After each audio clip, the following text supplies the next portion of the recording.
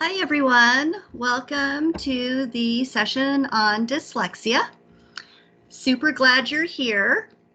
I have discovered after doing this once already tonight that this format is a bit tricky for me, so I'm asking you to bear with me. I'm not used to people having their mics off and their cameras off the whole time. So if I could get someone to give me a thumbs up in the chat or something that you can even hear me, that would be amazing. Yay! All right. Am I loud? Can you guys see my screen? Is that up there too? Yes. All right. Thank you. Thank you. Thank you. So my name is Julie Woolner, and I'm here to spend about 45-50 minutes talking about dyslexia. Oh, and I have to admit, people, that's new to me too. All right. Just a little bit about myself before I get started. I'm in my 25th year of education. Crazy. Time flies when you're having fun. All in Poudre School District. I am currently a member of the professional learning team. This is my second year. But prior to that, I was fortunate enough to be a literacy coach with the Special Education Integrated Services team, which I loved. And prior to that, which I also loved, I was a multi-categorical special education teacher, and I taught kids grades K through 6. So a lot of experience working with kids who are having difficulty reading. And a lot of the training that I did in order to become a literacy coach really engaged a passion in me for students with dyslexia. And for specifically students with dyslexia, but for all kids when it comes to learning foundational reading skills. So I'm super happy to be talking about dyslexia tonight. Again, it is a passion area. And it's going to be hard to ask questions. So if you could try and hold off on questions till the end. At my last session, I had probably about 10 minutes that I could answer questions at the end. Unless you have a clarifying question, and then go ahead and just throw it in the chat, and I'll try and monitor that at the same time.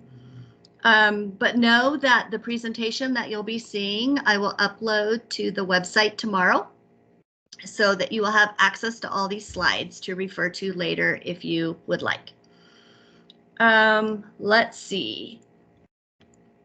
One of the resources that I used to create this presentation was the Colorado Department of Education Dyslexia Handbook. And so I included that in the resources for my presentation right on the website. So at any point, please click on that and explore that resource. It is amazing. Talks a lot about what dyslexia is, and tons of resources for parents and for educators. So you do have that link to that resource. And I think I am just going to hop right on. So what is dyslexia? The word dyslexia actually comes from Greek. And the two combining forms that make up that word are dys and lexis. Dys stands for bad and lexis for word. So pretty much what we're saying is bad word. All right. Now that you know where the word came from, I want to point out that not all reading difficulties are caused by dyslexia. There are many different reasons why a child or a student may be having trouble reading. As you can see, here are just some of them. A student may have another reading disability. A student may have a cognitive or a language deficit. English may be a second language for that student. They may have received inadequate instruction in the past or have limited experience with books. So there are lots of reasons why a child may have reading difficulty, and dyslexia is just one of them, but it's a big one. So what exactly is dyslexia? So this is a formal definition from the International Dyslexia Association. It's a lot of words, but I've kind of highlighted or underlined the important terms to pull out. So it is considered to be a specific learning disability that's neurobiological in origin. It's in the brain, differences in the brain. What we see for students with dyslexia is difficulties with accurate and or fluent word recognition. And we often see this through their spelling and decoding abilities. The reason this is happening, typically, is a deficit in the phonological component of language. Okay, it's a language-based deficit that is often unexpected. Okay, and then we see some secondary consequences, such as problems in reading comprehension and reduced reading experience that can have a negative effect on the student's vocabulary and background knowledge because they're not reading as much. So here's our formal definition, but I really like this visual instead. I should say in addition to. So I like to think of dyslexia as an iceberg. So we have what we see on top, which is just a little bit compared to what lies underneath the surface. And we have to dig deep. We need to dig deep to find out what to do. So on the very tip of that iceberg, what we see are students who have problems with written language, students who have problems with spelling, and students who have problems reading text. That's all that we see on top. right at this stage, we don't know why they're having problems with written language, why they're having problems with spelling, or why reading seems to be so hard. When we start to dig deeper, we discover that not only do we have problems reading text, we're having problems reading single words. That's that fluent word recognition. And not only do we have problems reading single words, we have problems reading nonsense words. And nonsense words are words that need to be read just by their letters and sounds. No context can be relied upon or to read those words. So that really shows us whether or not a student knows all of their letters and sounds and can blend them together. But when we even dig deeper from not being able to read nonsense words well, we see that most students with dyslexia have language processing problems. They have speech sound processing problems, or speech sound memory problems, or rapid naming problems. So again, there's so much beneath that surface that we really do need to dig down and address. Another important, super important thing to know about dyslexia is that it exists on a continuum.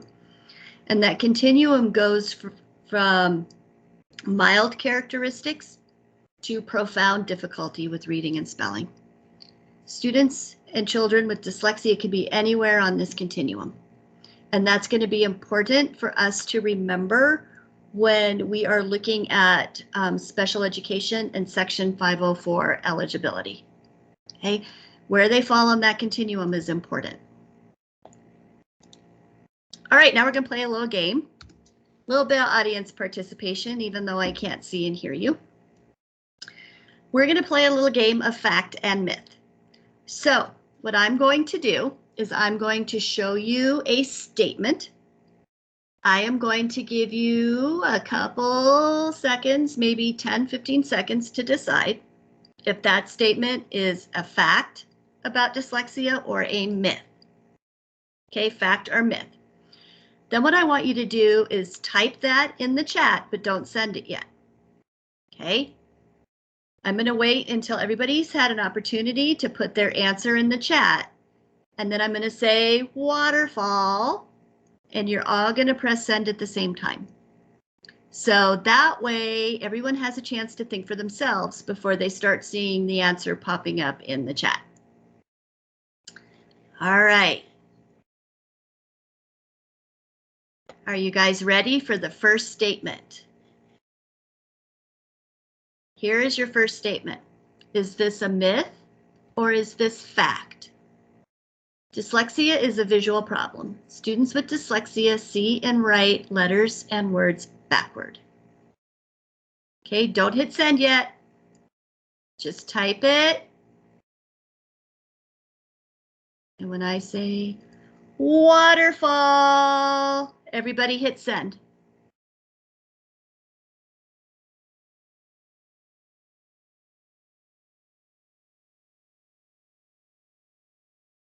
Okay, I'm seeing some fact, some myth. All right, I just have to tell you that this is actually a myth. We call this the myth with 9 lives because it never seems to go away. Okay, it always crops back up. This is a myth. Dyslexia is a language-based disorder, not a visual disorder. Many children reverse letters when learning to read and write. Reversing letters is not a sure sign of dyslexia, and not all students with dyslexia reverse letters. Okay? That is a myth. Help me spread the word. Myth. Okay, next one. Is this a myth or a fact? Some students with dyslexia perform well in school. These students work hard, are motivated, and have the accommodations necessary to show their knowledge. Is this a myth or a fact?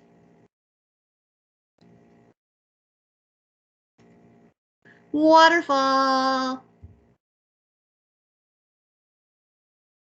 Yay. Seeing lots of facts. Yes, this is a fact. Excellent. This kind of counters the myth. There is a myth out there that if you perform well in school, you must not have dyslexia. And that is not true. That is the myth. The fact is, yes, some students with dyslexia do perform well in school. Awesome. Next one. Smart students cannot have dyslexia. Students with dyslexia cannot be very smart. Myth or fact? I'm not giving you guys much time on this one. Waterfall. Thank you so much. That is a myth. Most definitely a myth. Dyslexia is defined by an unexpected difficulty in learning to read. So said in another way, dyslexia is a paradox. The same person who has difficulty reading accurately or fluently may be very intelligent. Awesome. Okay, here's a biggie. Myth or fact? If a student has dyslexia, he or she will automatically receive special education supports through an individualized education program or an IEP. An IEP is the only way to get the appropriate instruction and accommodations needed. Myth or fact?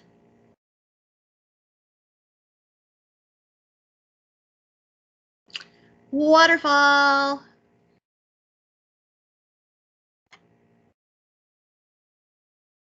Good, yes.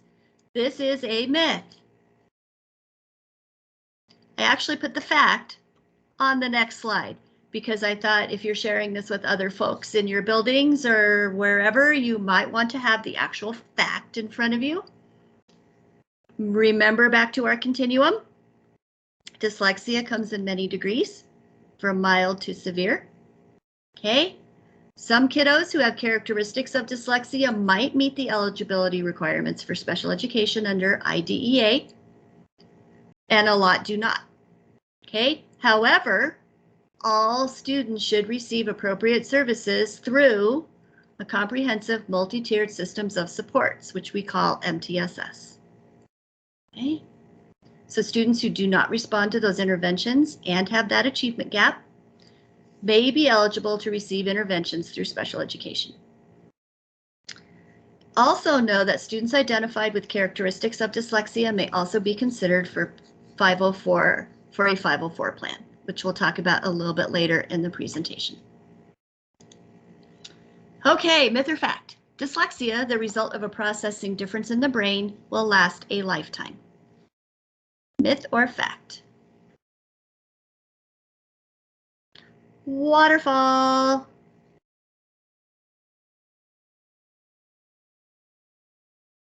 Yeah, this happened in the last group.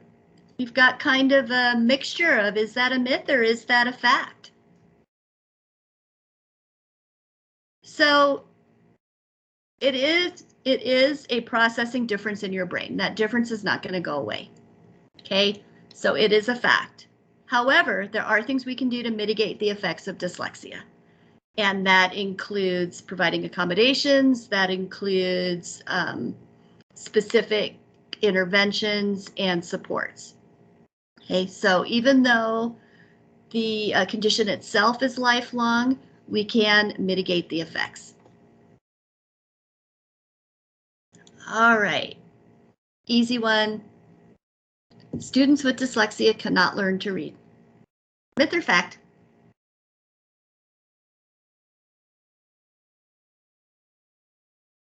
Waterfall.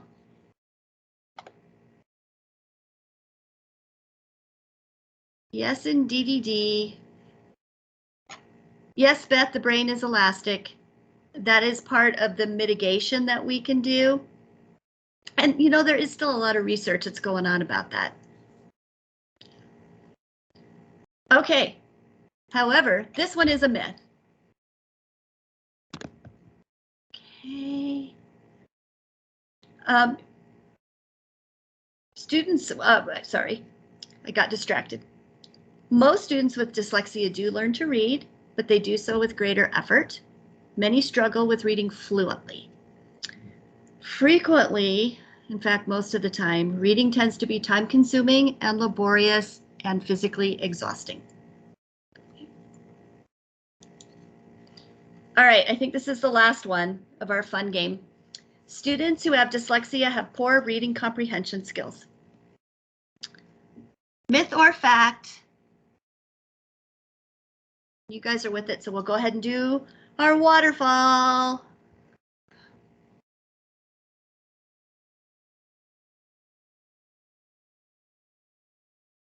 Nicely done. Yes, that is a myth. Students with dyslexia tend to have good comprehension skills, okay, especially listening comprehension skills. You'll notice that when we go through some of the signs and symptoms, okay? But the comprehension skills can be masked, harder for us to see. They can be masked by the amount of mental effort that is required to decode the words, which can sometimes limit access to the ability to think critically. And they can also be masked by a limited amount of reading. So what you see with kiddos who have dyslexia, reading is hard and it's not fun. And it's not going to happen of their own accord for the most part. So that can lead to a gap in a student's vocabulary and background knowledge as compared with other students who read large amounts of appropriate text. All right. Thank you guys for playing my game. And now let's see, what time is it? Okay, I'm doing good. I am going to hop right into the prevalence of dyslexia. So the International Dyslexia Association is the main association who serves dyslexia.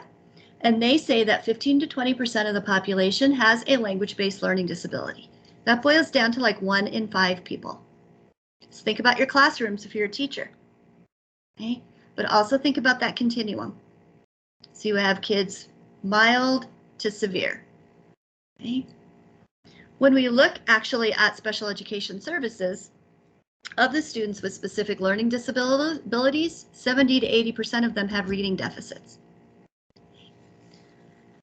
We also know that dyslexia affects males and females nearly equally, and it also affects people from different ethnic and socioeconomic backgrounds.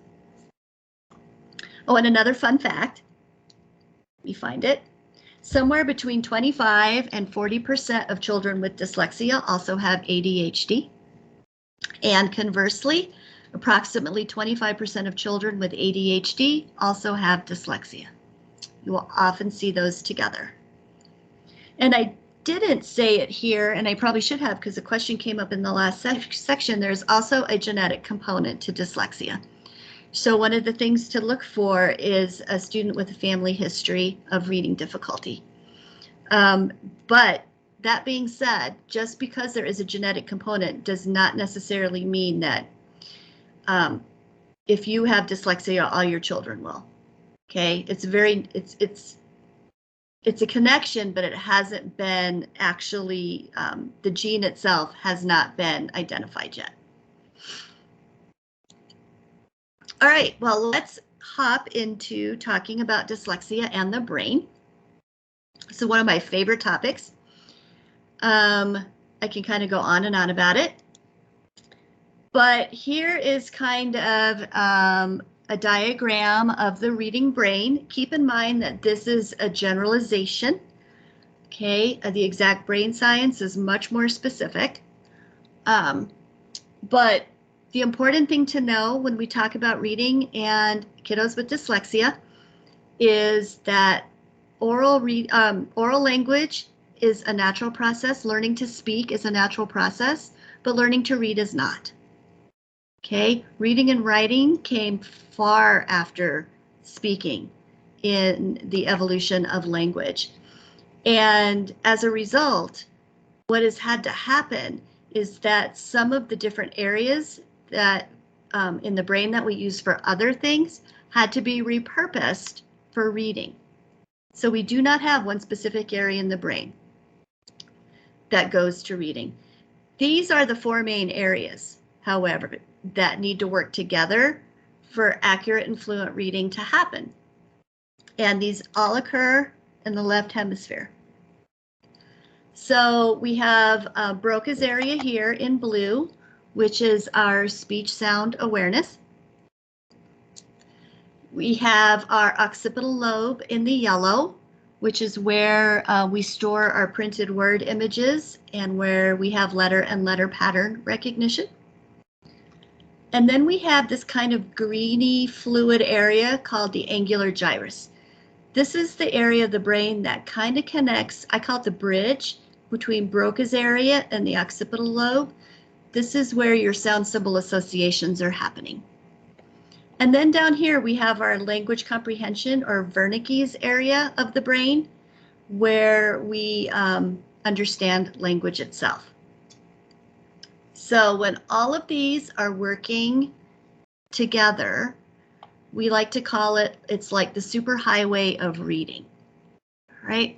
But when we have a kiddo who's struggling to read, generally speaking, 70 to 80% of the time, the problem's going to be in this area right here, okay? Then we have to overcompensate on the right side of our brain, and our reading goes from a superhighway to more of a bumpy country road, okay? So what we're trying to do with the appropriate instruction for students with dyslexia is to more normalize those patterns. I know that's a lot, but just kind of know that we have to have all those areas working together. And the two main areas that affect kiddos with dyslexia are Broca's area and the occipital lobe. So let's talk about that just a little bit here. These are the different subtypes of reading difficulties that we see based on the brain. We have kiddos with that phonological deficit. Remember back to our definition of dyslexia is that it's a deficit in the phonological component of language. That's this right here, this part of the brain, about 70 to 80%, okay? Then we also have kiddos, which I'll talk about in a little bit, who have an additional fluency or naming speed deficit, about another 10 to 15% of kiddos. And then we have our kiddos who may have a language comprehension deficit. Now, the best way that I can explain this kind of deficit, these two areas here are the skills that we need to actually decode a word. This is the skill or the area that we need to understand that word. Okay, so oftentimes we have kids who can decode anything that you put in front of them, but they do not understand what they read. Oftentimes those kiddos can fall on the autism spectrum, and they are also often called hyperlexic, okay? Those are kiddos that actually have a language comprehension reading difficulty, not one that is involved with word recognition, which are these two areas. So when we say a student may have a phonological deficit, pretty much what we're referring to is they're having difficulty with their phonemic awareness. So in a nutshell, and again, we have whole classes devoted to phonemic awareness, right? So I'm just going to go into it very generally, that anytime you see a word with the PHON Greek combining form, that means sound, okay?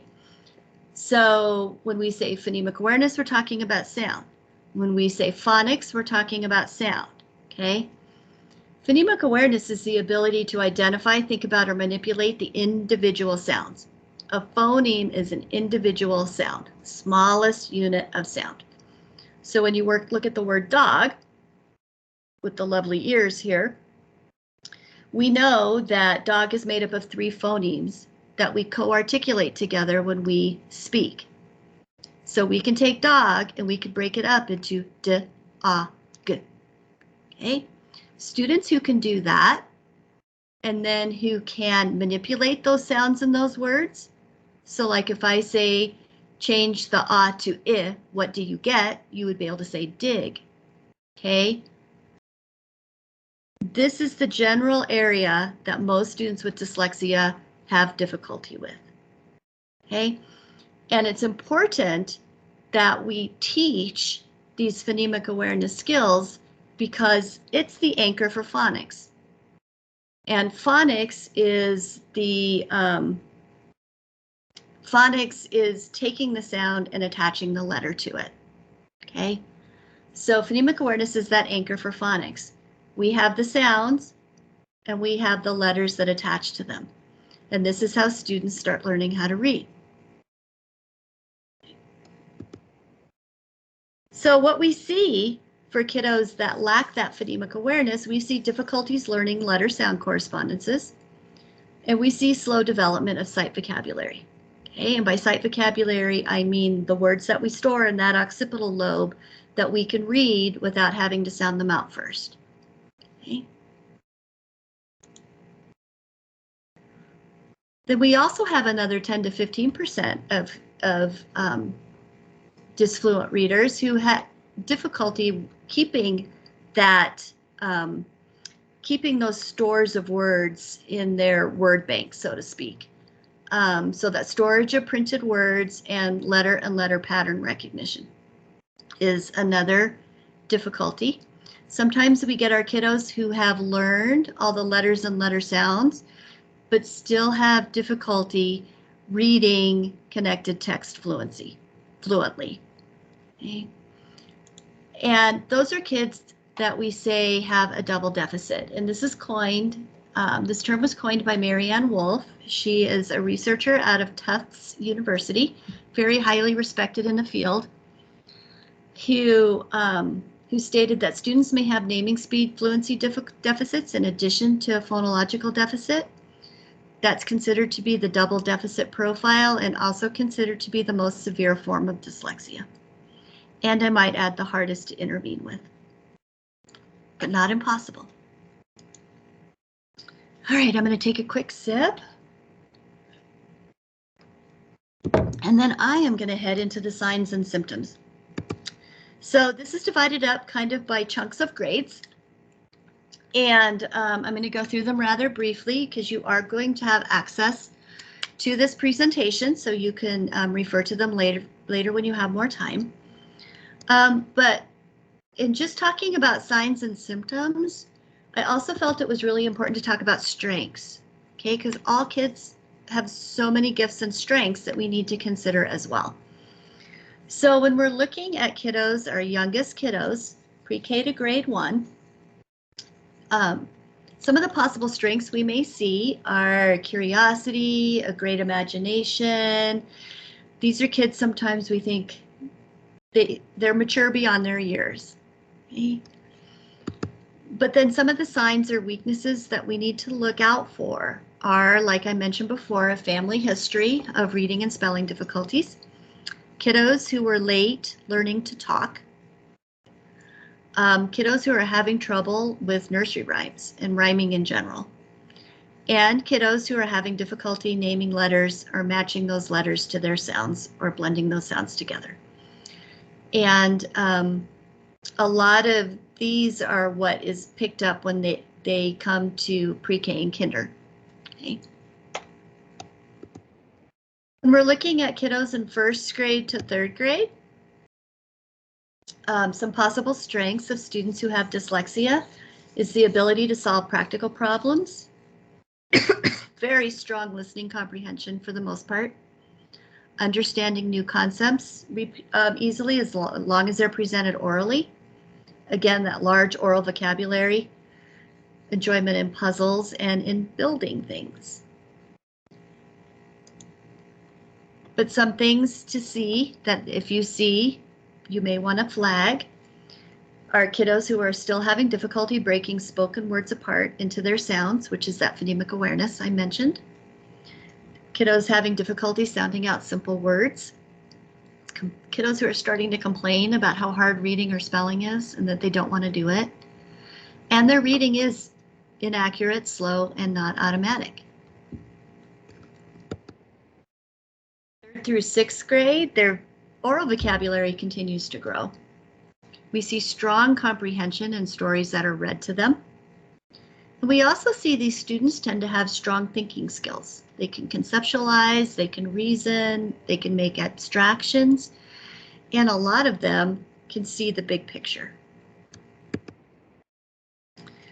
Unfortunately, when we see students with dyslexia, we really need to be on the lookout for signs of low self-esteem or anxiety surrounding it, okay?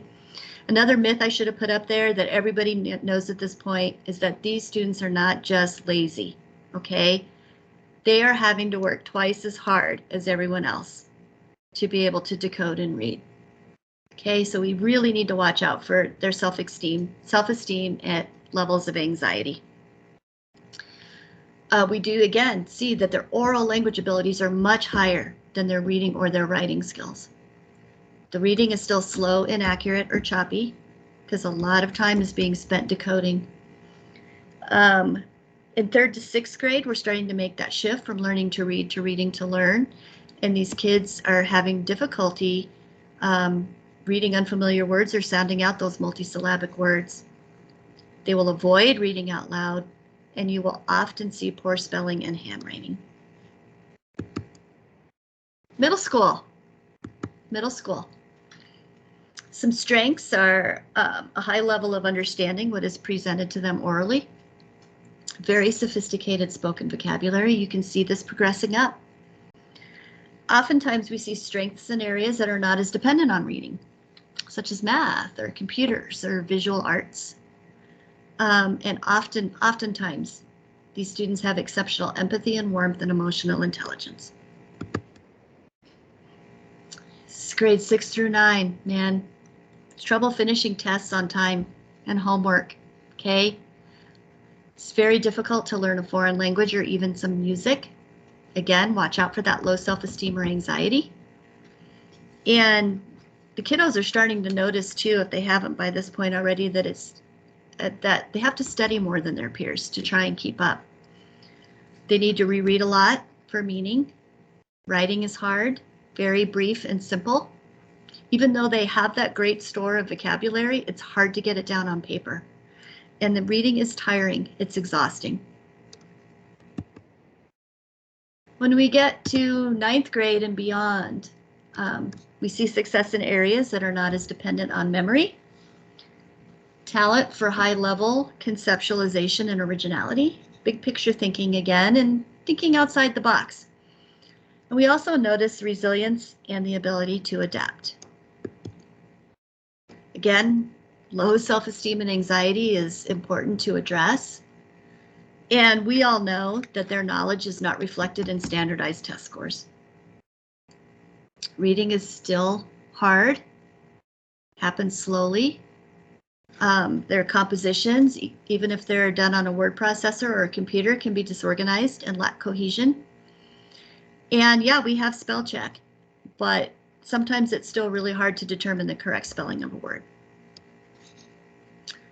Okay, so that's what we see in our kiddos. See, it's 7:05, I'm doing okay. Let's talk about some educational or school-based supports for kiddos who have dyslexia. And one of the main ones is a structured approach to teaching reading, which is called structured literacy. And it has several components. Before I do that, let me get a quick drink. Okay. So when we talk structured literacy, we're talking about teaching kids explicitly, directly, sequentially, cumulatively, intensively, and diagnostically the connections between the sounds and the letters, how to blend them together, how to read. Okay? None of this happens without a plan and without a purpose, without a scope and without a sequence. Okay? And it's done in a diagnostic fashion where a student is given a brief assessment. We figure out what they need, what they know, and what they don't know, and then we address what they don't know. Okay. So the components of comprehensive literacy instruction are the following. Oral language is always at the core. Everything in reading is based on oral language. We have to say it first before we can read it and write it. The components include that phonemic awareness that I talked about, direct instruction in phonics and spelling, direct instruction in syntax and sentence level skills, vocabulary and morphology, and text comprehension and written expression. Those all go together. And this is what needs to be happening in the core instruction for all kids. Okay? For kiddos that need that additional support, then they receive what they need in a small group setting. And all of this really should be happening in using multisensory instruction, which is incorporating visual, auditory, kinesthetic, and tactile ways to present information. I love this graphic, kind of sums it up. If you present it to students who see it, say it, hear it, and feel it as their hands write it, that's going to increase their memory for it. It's also more engaging. Okay, this tends to be the big question of the day when we start talking about eligibility for special education. And as we addressed in the myths and facts section, a diagnosis of dyslexia does not mandate eligibility for special education services. Depending on severity, think back to our continuum. A student with dyslexia may be appropriately served in general education or may require special education services. So let's look here at our supports for dyslexia. I'm pointing at my screen like you can see me do that. Our supports for dyslexia within the education setting. Okay, we have our universal tier 1 layer of support, our targeted intervention layer, and our intensive intervention layer for the students on the most severe end of the continuum, all working together between general education, intervention, and integrated services or special education. Okay? And this happens through the MTSS support system within each of our schools. Okay, MTSS stands for multi-tiered systems of support. Here are your tiers, and here are the systems of support. Okay, so if a student, however, per the Individuals with Disabilities Education Act, or IDEA, qualify for special education services, okay, number one, they have to meet the eligibility requirements as set out by the federal law. And part of that includes a body of evidence that documents the academic skill deficits or the achievement gap and the insufficient progress in response to scientific research-based intervention, or the RTI process. Okay, so we have to show that there is a significant gap and that the student has not responded to our research-based intervention, in addition to meeting other eligibility requirements. If that happens, okay, it's kind of confusing, but the state of Colorado does not have dyslexia as its individual disability category. Okay, it actually falls under specific learning disability in the area of reading. And the two areas that it can fall under is in basic reading skills and or reading fluency skills. Okay, those are the two areas that a student with dyslexia would qualify for special education services. There is another area called reading comprehension, but this category is more reserved for our students, like I mentioned before, that are hyperlexic, that can decode, okay, but not necessarily understand what they're reading.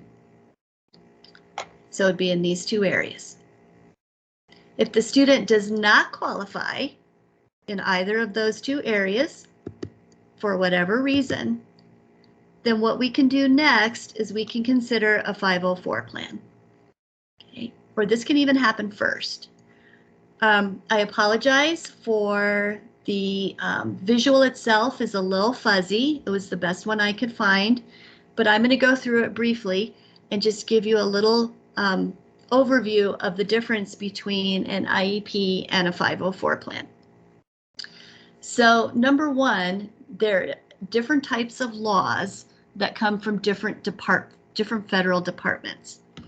So an IEP comes from the Special Education Individuals with Disabilities Act out of the Department of Education.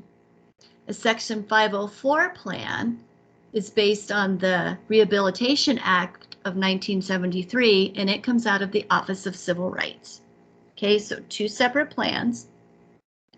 They have different requirements for eligibility. You will see that an IEP is a lot stricter. Okay, to be eligible for an IEP, and I talked about this a little bit already, a student has an identifiable disability that meets criteria under IDEA, has significant impact on their educational performance, and requires specialized services. For a 504, we need to show that the student has a disability that significantly impacts a major life function, and reading is considered to be a major life function. As well it should. So what is included in an IEP? You get special education services, accommodations, and related services if the student qualifies. The Section 504 plan is mostly based under accommodations.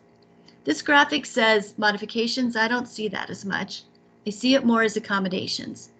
And these accommodations can include changes to the environment, changes to instruction, and changes to assessment. And I'll talk about that a little bit when I get to the accommodation section. What I found really interesting, or find really interesting, is that IEP plans are educational plans out of the Department of Education. They last through the 12th grade, or when the student ages out, and they do not transfer to college.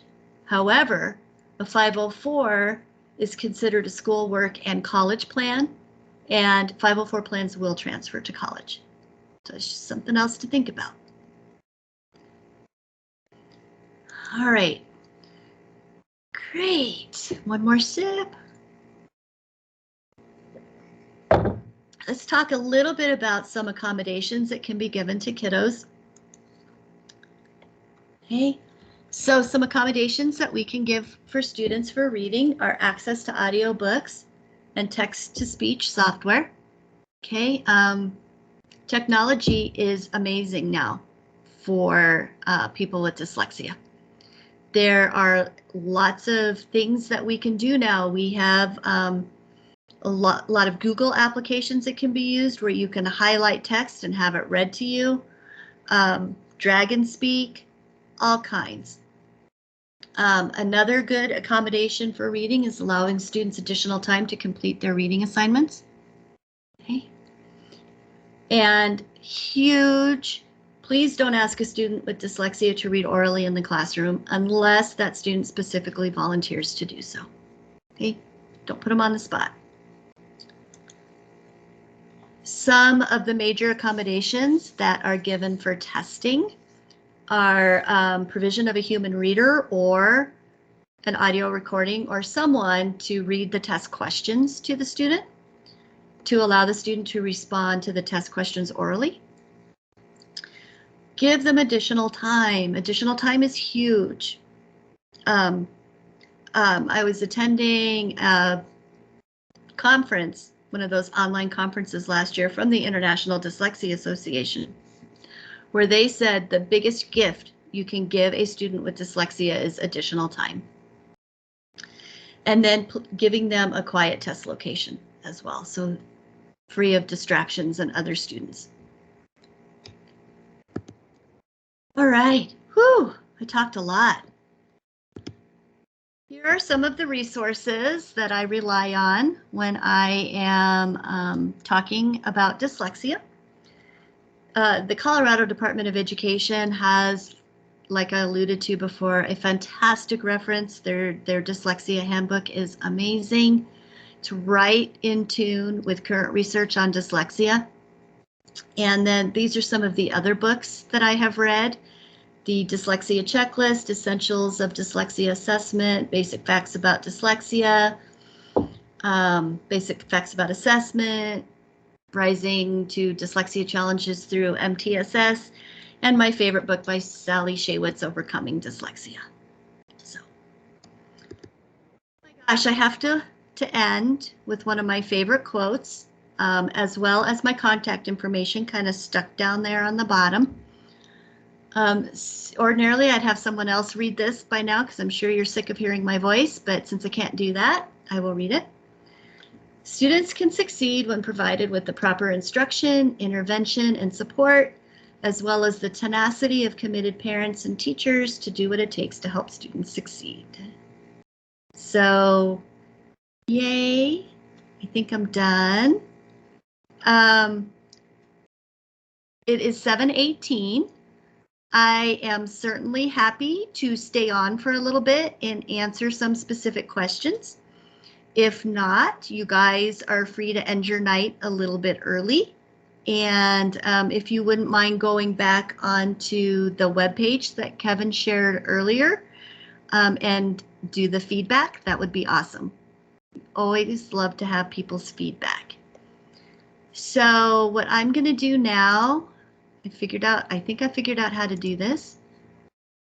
I am going to unmute everybody. And if you want to stay on and ask me a question, feel free. I will be here for a little while. So you now have control over your cameras and your mics. And thank you all for coming. I appreciate your time. Look for the slides tomorrow on the website.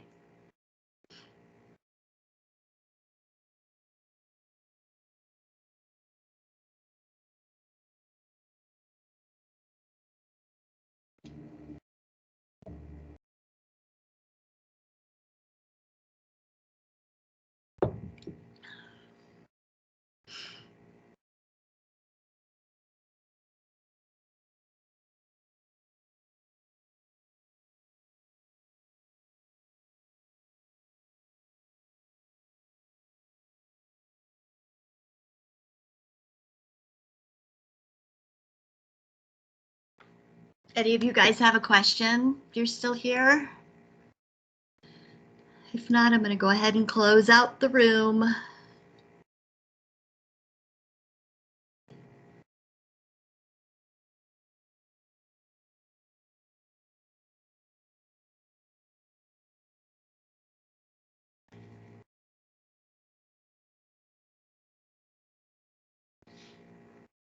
Okay, bye everyone. Thanks for coming.